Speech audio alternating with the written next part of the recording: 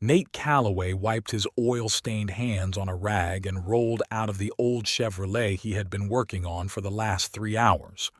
Frank's Auto Repair in Grantsville didn't have the latest equipment or fancy amenities, but it had a loyal customer base. Most of the locals preferred to come here rather than to the shiny technical center on the outskirts of town. Nate had been working here for 7 years since he was 22 and was considered one of the best mechanics in town. "Finished with Mrs. Jenkins' carburetor?" Frank asked, peeking into the pit. The owner of the shop, a heavy-set 55-year-old man with perpetually stained overalls, rarely interfered with Nate's work. "Almost. Another half hour and you can call her." Nate put down the rag and reached for a cup of cold coffee on the workbench. "Okay. By the way," Hayden called, asking what time you were finishing today. Nate nodded. "We agreed to meet at his place at 6. We need to discuss tomorrow's party." Hayden Reed had been Nate's best friend since high school. They had met in 9th grade when Nate's family moved to Grantsville. Hayden, the popular football captain and son of one of the most respected doctors in town, had unexpectedly taken the unsociable newcomer under his wing. Nate, whose father worked at a lumber mill and whose mother moonlighted at a local diner, didn't fit into Hayden's social circle, but their friendship somehow transcended all social barriers. Now, 13 years later, Nate smiled as he recalled how he and Hayden spent their nights in his parents' garage trying to restore an old 1969 Mustang. It was then that Nate realized he wanted to be a mechanic. Hayden, contrary to his father's expectations, did not go into medicine but chose law instead and now worked at a local law firm. Nate glanced at his watch. It was 4:30. He still had time to finish Mrs. Jenkins' car, take a shower, and pick up Faye before meeting Hayden. Faye Ellington had come into his life 3 years ago when she brought her broken-down Ford to the shop. Nate remembered her standing at the front desk, short, with light brown hair pulled back in a messy bun, wearing a simple blue dress.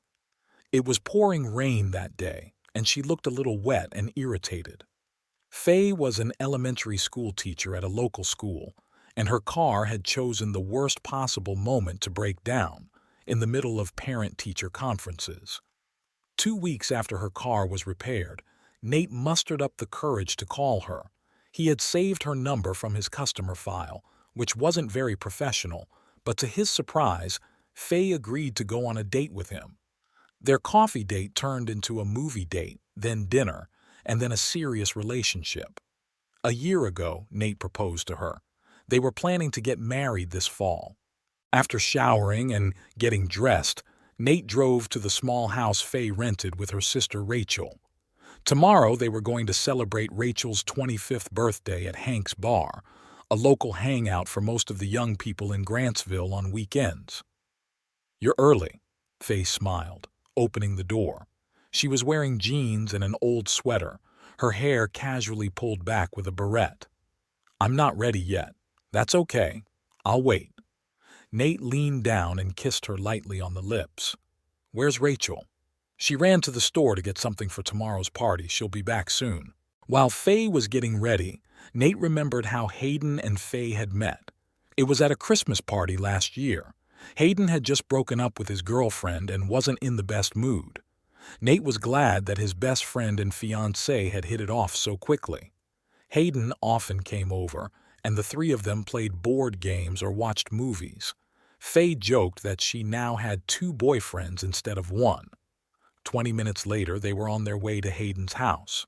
It was mid-June, and the summer evening was warm and windless. Hayden lived in a more prestigious neighborhood of Grantsville, in an apartment his parents had helped him buy after he graduated from law school. "Hey, lovebirds!" Hayden greeted them as he opened the door. He was wearing a white shirt and jeans, his hair damp from the shower. "Come on in. Beer's in the fridge, Nate. Faye, you want something stronger?"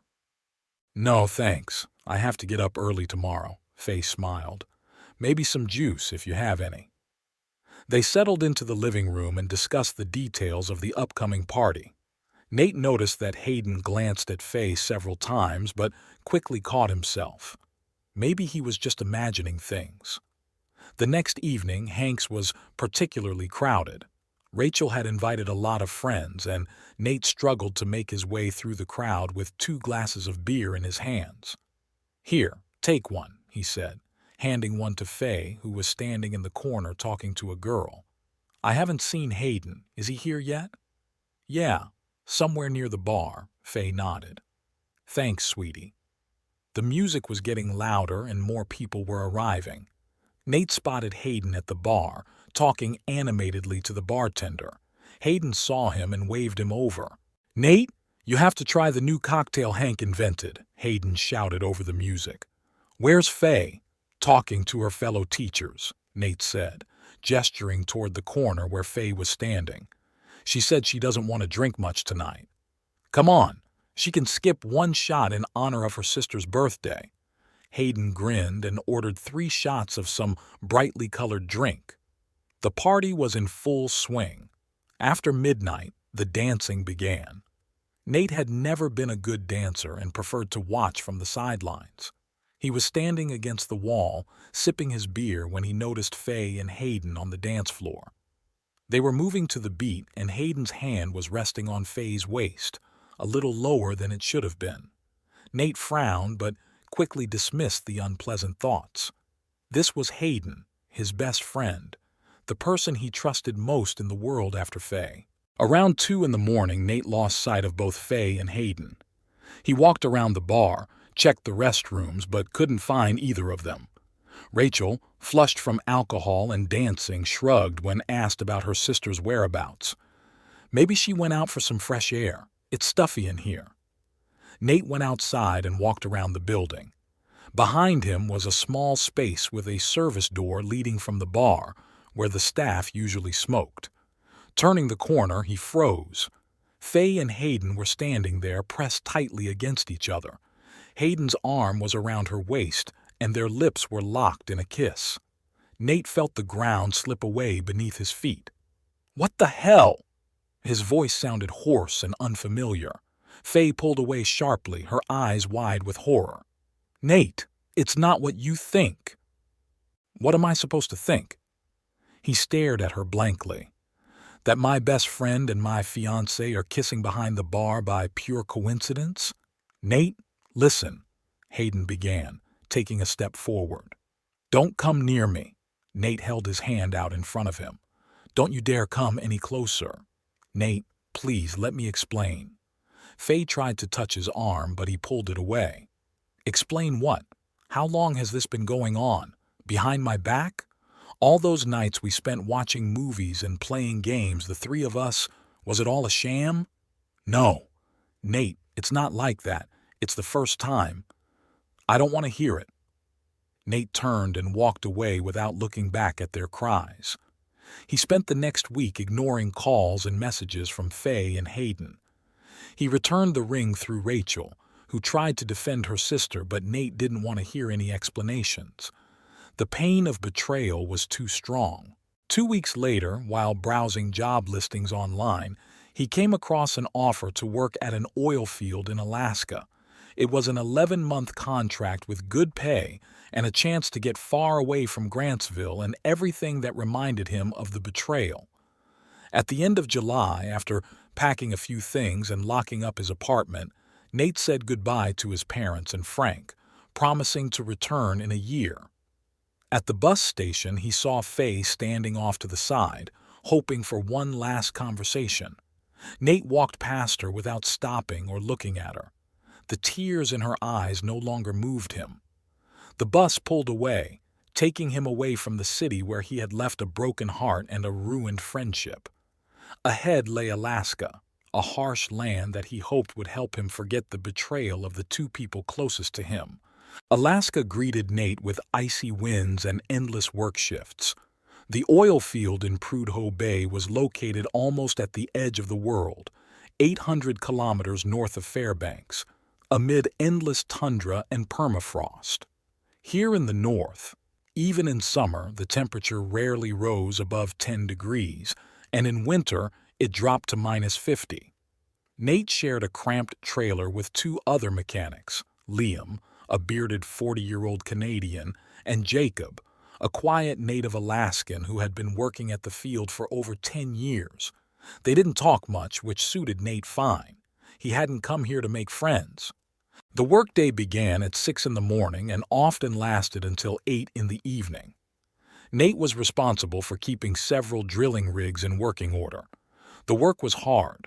The temperature in the workshop rarely rose above 5 degrees, and his frozen fingers barely worked when he had to fiddle with small parts. But Nate liked this monotonous, exhausting work, after which he would fall into bed exhausted and fall asleep without having time to think about Grantsville, about Faye, about Hayden. "You're running from something," Liam said to him once as they sat in the local diner after their shift. "We're all running from something here." Nate said nothing, but later, in his trailer, he took a photo out of his wallet that he had forgotten to put away when he packed his things. It was a picture of him and Faye standing by a lake, smiling. It was taken 6 months before the betrayal. Faye looked at him with such love that it hurt to see the photo now. He tore it into small pieces and threw it in the trash. The months in Alaska merged into one endless day. In the summer, the sun hardly set, and in the winter, there was almost complete darkness. Nate lost track of time. Sometimes his parents called to tell him news from Grantsville, but he never asked about Faye or Hayden. He deleted or threw away their letters, both electronic and paper, without reading them. In March, when his contract was coming to an end, his mother called to tell him that Faye and Hayden had gotten married in February. Nate didn't respond, just clutched the phone tighter. That night, for the first time in a long time, he got drunk at a local bar with other frozen and lonely workers. His contract ended in early June. Nate was offered a 1-year extension, but he declined. It was time to go home. Not because he had forgiven or forgotten, but because there was no point in running anymore. Grantsville greeted him with summer heat and the smell of cut grass. His parents were waiting for him at the bus station, older than he remembered, but happy to see their son. On the way home, Nate looked out the car window, recognizing familiar streets and buildings.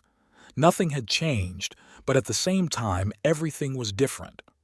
Or maybe he was the one who had changed. Frank suggested he return to the workshop, and Nate agreed. Working as a mechanic in Alaska had made him an even more valuable specialist. Now he could repair not only the usual city cars, but also the heavy equipment used on farms around Grantsville. A week after his return, Nate went to Hank's for the first time, the very bar where the ill-fated party had taken place. He wasn't sure if he should do it, but decided he couldn't avoid places associated with his past forever. It was quiet inside. A weeknight, most of the patrons sitting at tables, sipping beer and discussing local news. Nate sat down at the bar and ordered a whiskey. "Nate Calloway? Damn, is that really you?" a voice behind him said. Nate turned around and saw Chris Dawson, his classmate who now worked at the bank. "Hey, Chris." Nate shook the outstretched hand. "Yeah, I got back a week ago. I heard you were in Alaska. How was it?" "Cold," Nate replied curtly. Chris ordered a beer and sat down next to him. "Long time no see. Do you know what happened to Hayden and Faye?" Nate tensed. "Only that they got married."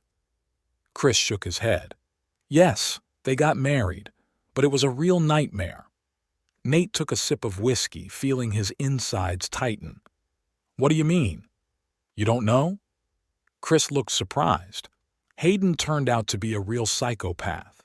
I don't know what got into him, but he started drinking and became aggressive. Faye was hospitalized twice in the 8 months they were married." Nate felt the blood drain from his face. "What?" "Yeah, it's a terrible story. No one expected that from Hayden. He always seemed like such a nice guy. And then, bang, he turned into a monster. My wife works at the hospital. She saw Faye when she was brought in the second time. Broken rib, bruises all over her body.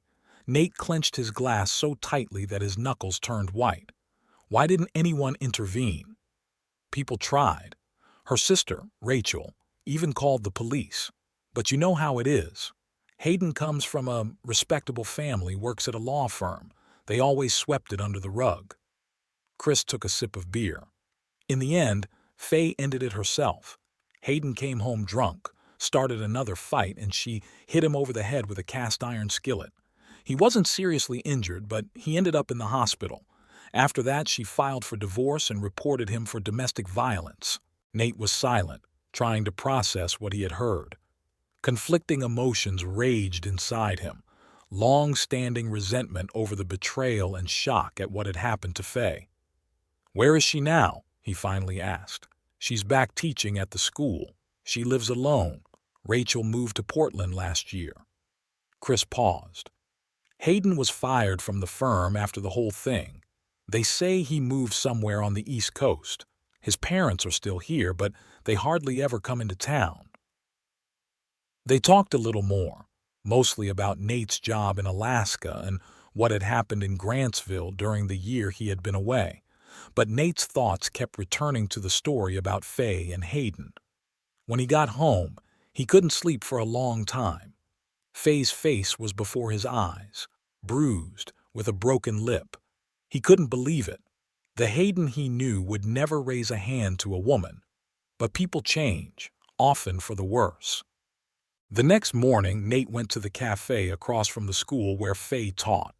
Without really knowing why, he sat down at a table by the window, from where he could see the schoolyard. Classes were about to end. At 2 o'clock, the schoolyard filled with children. Nate saw Faye. She was leaving the building holding a little girl of about 6 by the hand.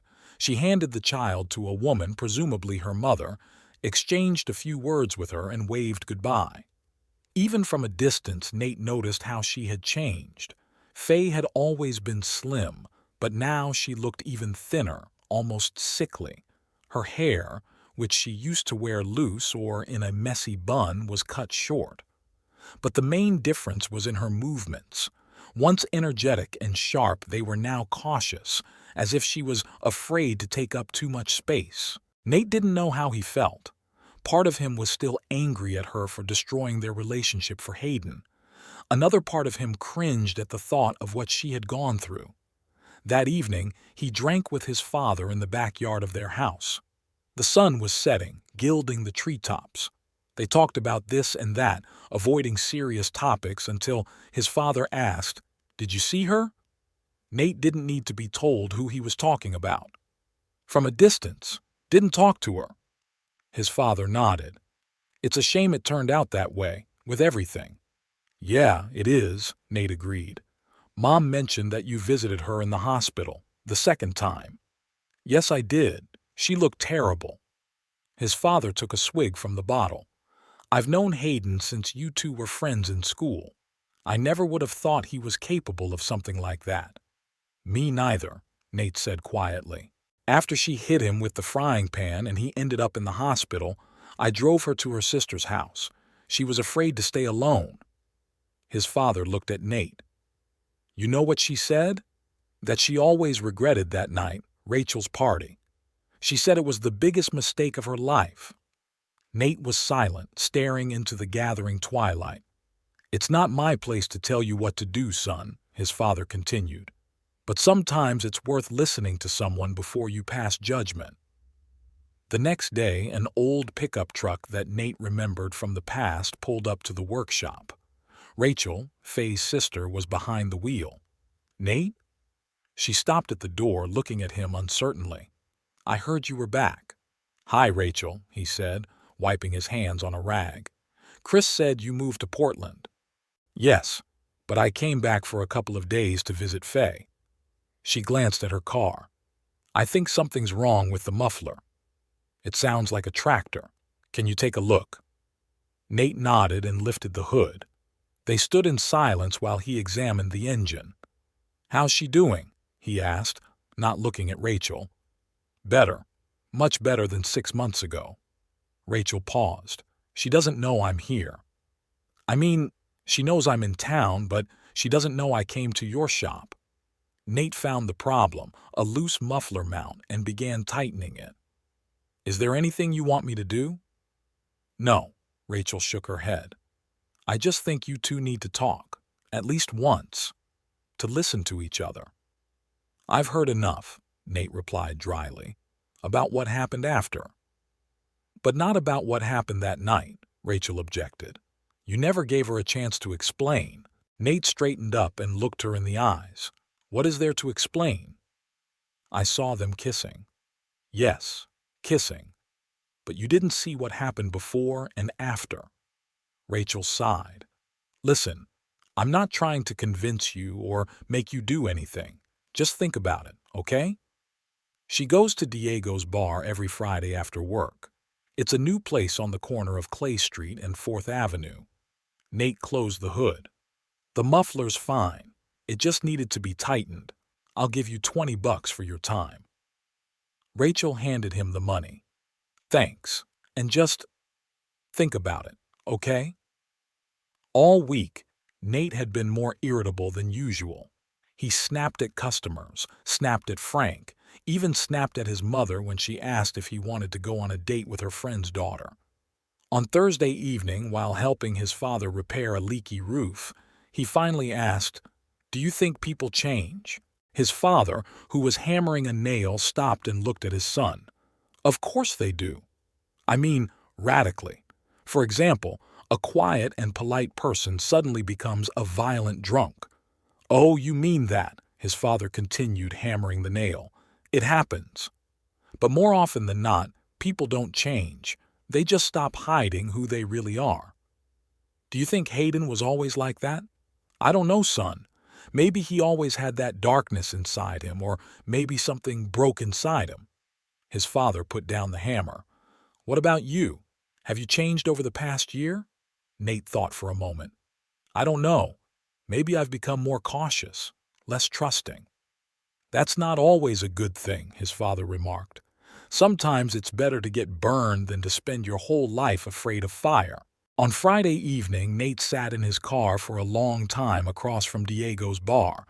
He wasn't sure he was ready for this conversation, but he couldn't go on living with this weight on his heart either. His father was right.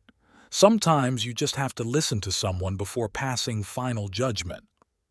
He entered the bar around 9 o'clock in the evening and immediately saw her. Faye was sitting at a table in the corner with a glass of wine, buried in a book. She had always loved to read. They used to sit together in the evenings, her with a book, him with a car repair magazine. Every few minutes, she would read him a passage she liked, and he would nod, not always understanding the literary value, but loving her enthusiasm. Summoning all his courage, Nate headed for her table. Faye looked up from her book when Nate stopped at her table. He saw her eyes widen and her freeze for a moment, not believing what she was seeing. "Nate?" Her voice was soft, almost a whisper. "Hi, Faye," he said, standing there not knowing what to do next. "Can I sit down?" She nodded, closing her book with trembling fingers. Nate noticed that she no longer had long, manicured nails like she used to. Her hands looked ordinary, working hands with short, unpolished nails. "How did you know I was here?" she asked when he sat down across from her. "Rachel stopped by the workshop and mentioned that you come here on Fridays." "Oh, I see." Faye took a sip from her glass, avoiding his gaze. How long have you been back?" 2 weeks. My contract in Alaska ended." An awkward silence hung between them. Nate looked at her, noticing all the changes. Her short hair made her face more open but also more vulnerable. There was a faint scar on her left cheekbone that hadn't been there before. She sat slightly hunched over, as if trying to take up less space. The waitress approached their table and Nate ordered a beer. When she walked away, he made up his mind. "I heard what happened. To you and Hayden." Faye flinched, her fingers tightening around the stem of her glass. "Yeah, it's a small town. Everyone knows everything. I'm sorry you had to go through that." She looked up at him, surprise in her eyes. "You mean it?" Of course. No one deserves to be treated like that. Faye smiled weakly. Thanks.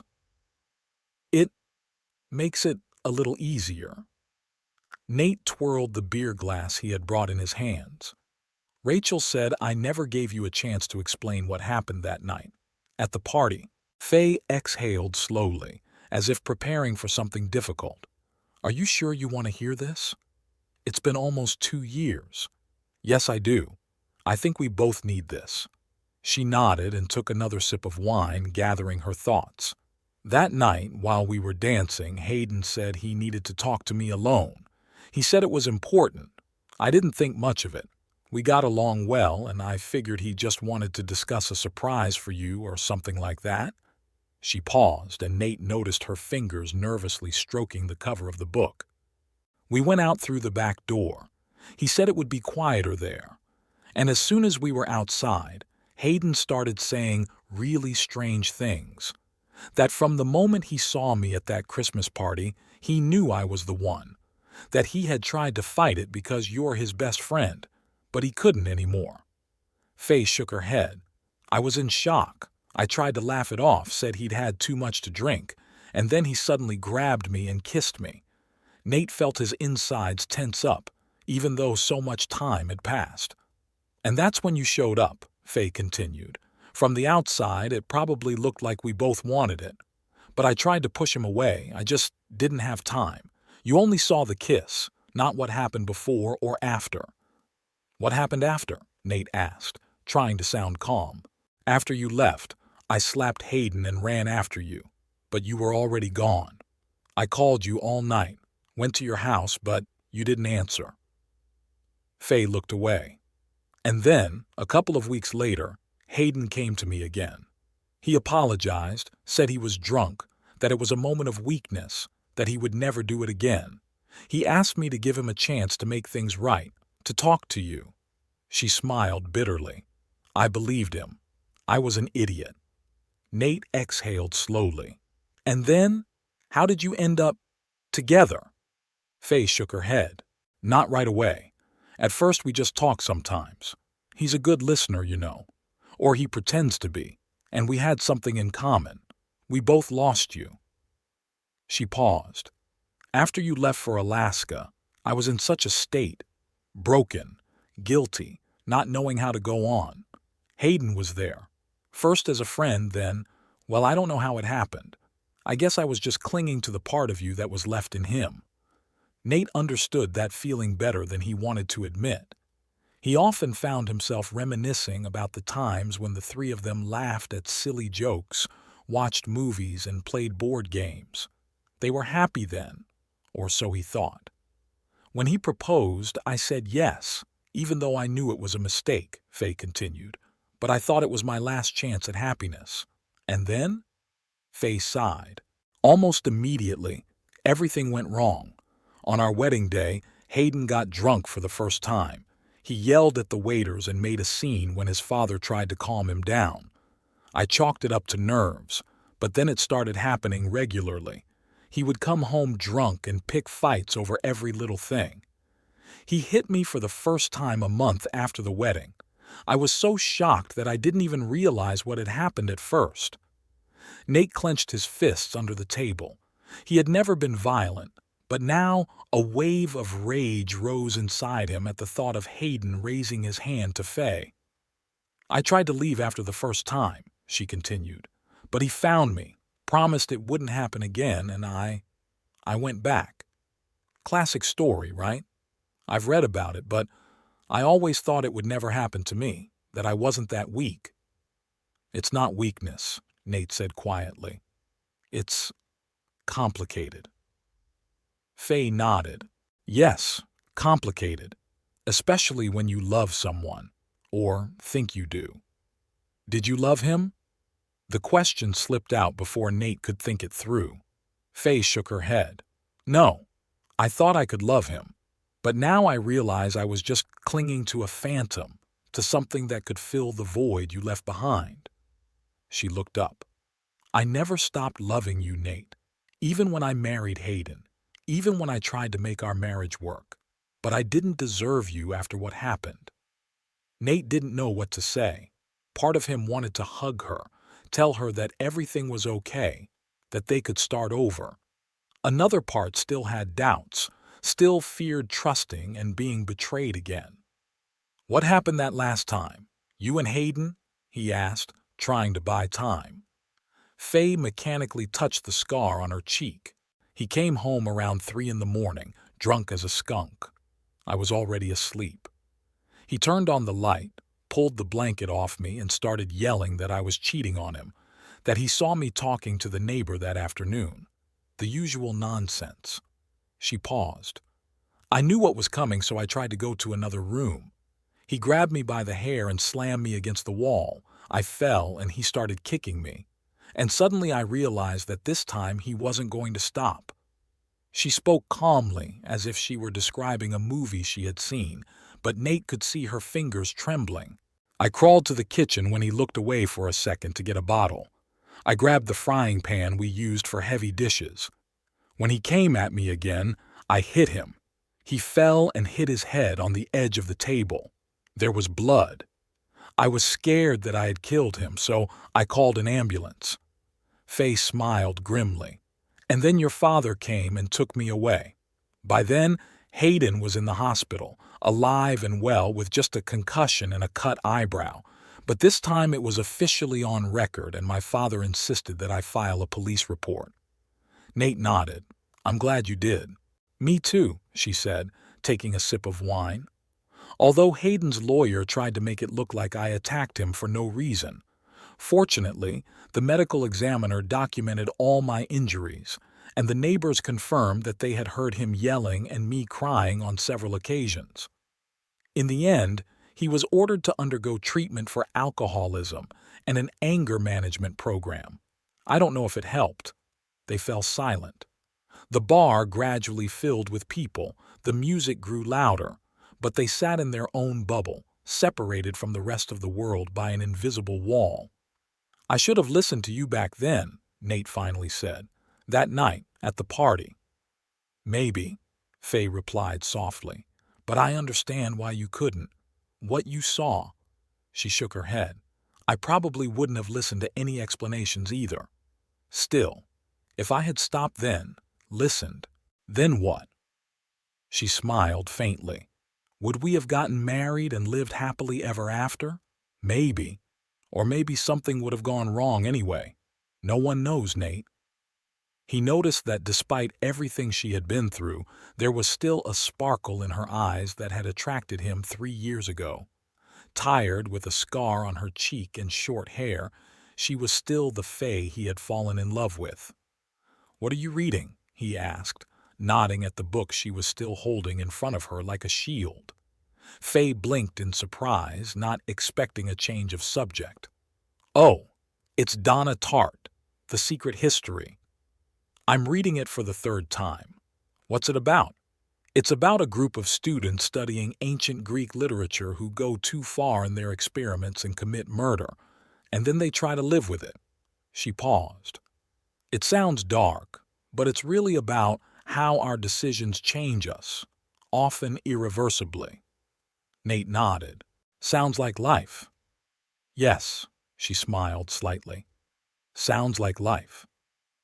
They talked for another hour, about books, work, Nate's life in Alaska, Faye's new students. They avoided painful topics as if giving each other a break.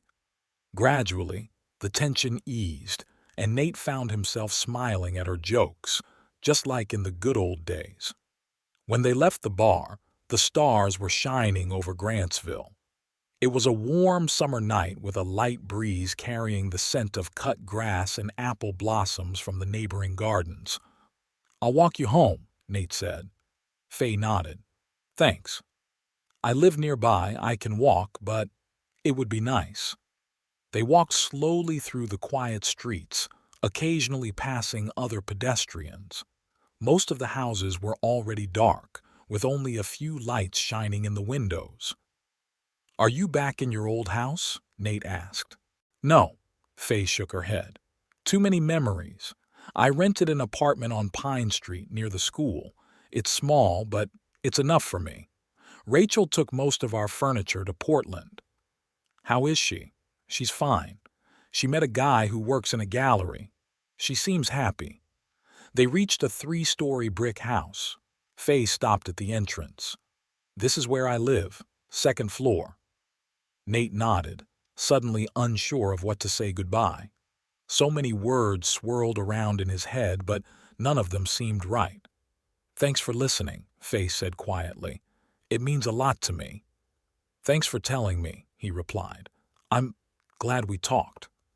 She smiled, and for a moment Nate saw the old Faye, the bright, cheerful girl he had fallen in love with.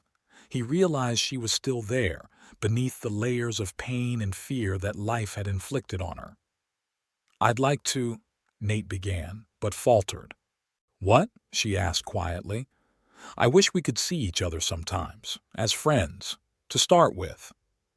Faye looked at him hopefully. I'd like that too. Maybe next Friday. Diego's again? Yes, I'll be there, she smiled wider. I usually get there around 8. Nate nodded. See you then. He watched her climb the steps and open the door. At the threshold, Faye turned and waved. He waved back and stood there until the door closed behind her. On the way home, Nate thought about what he had heard today. Hayden's betrayal, what Faye had been through, his own pain that he had carried inside him for 2 years.